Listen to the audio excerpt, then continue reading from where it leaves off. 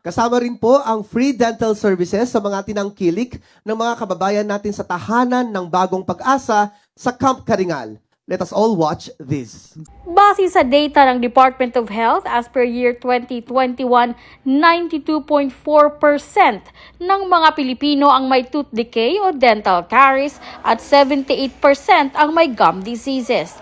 Kaya siguro may nabuti ng ating hepe, PAO Chief Persida Acosta, na ipagpatuloy ang pagkakaloob ng libreng dental services sa ating mga kababayang persons deprived of liberty o PDLs sa pamamagitan ng pinakamalawak na programa ng tanggapan na Legal, Medical, Dental, Optical, Jail Visitation, and Decongestion Program. At noong Hunyo 29, ang mga women PDLs natin sa Quezon City Jail Female Dormitory sa Camp Karingal ang naging recipient ng nasabing mga serbisyo. Kasama na nga rito ang libreng bunot at pagpapatingin ng ngipin sa ating mga dentista. Magka-partner pa rin dito ang dentist ng PAO Forensic Laboratory Division at volunteer dentist ng De Ocampo Memorial College of Dentistry. Mga case ngayon, mga on-food na mga ipin. Tapos yung mga pulp polyps na lumalabas na yung sa loob talaga, sirang-sira na. Kasi wala na yung mismong crown ng ipin naputol na. Kaya yung sa root nang gagaling, kaya nagkakaroon ng ganong case.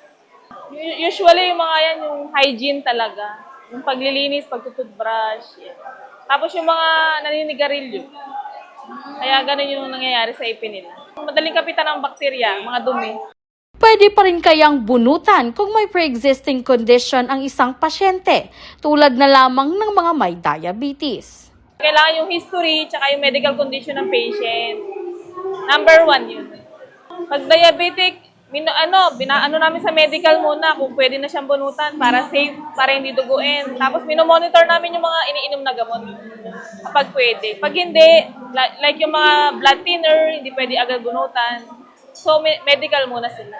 Kung diabetic, yung controlled yung sugar, okay naman. Una-una, nagkakaroon sila ng yung dry mouth pag maraming iniinom na gamot. Dry mouth. So, yun, mas madaling kapitan ng bakterya, ang ipin, pagka laging tuyo.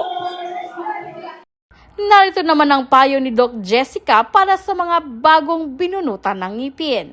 Wag munang kumain ng mainit, matigas, tapos mag-gargle. Ayan. Tapos lagi pag okay na, mag-toothbrush lang. Kung dito, pwede naman salt and water. Okay din yun. Tapos ice, yellow, para hindi duguin, tapos madali mag-close yung sugat. Para sa hashtag Pala News, ako si Geraldine Ranyes, Persida Acosta, tagapagtanggol ng masa, katarungan, laban sa kahirapan. Persida Acosta, ang dakilang abogado.